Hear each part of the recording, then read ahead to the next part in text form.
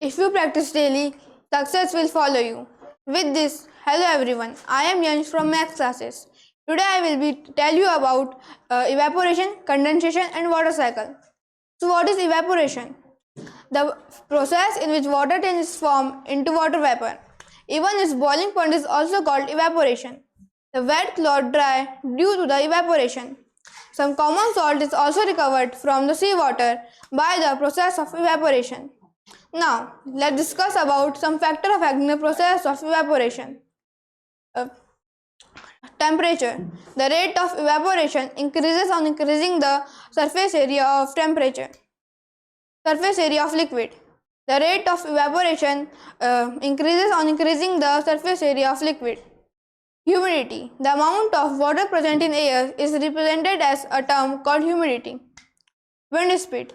The rate of evaporation of a liquid increases on increasing the wind speed. Now, cooling causes by evaporation. The cooling causes by evaporation is based on the fact when a liquid evaporates, it takes a latent heat to vaporization from anything. Now, condensation. The converting of water vapor into water. The condensation depend upon the amount of water present in air. The condensation is caused by the loss of heat.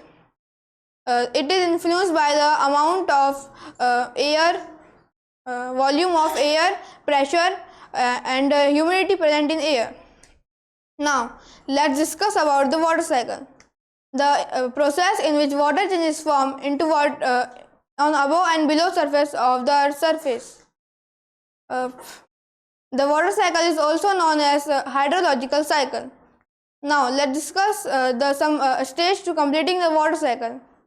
Evaporation, condensation, precipitation, runoff and infiltration. Thank you.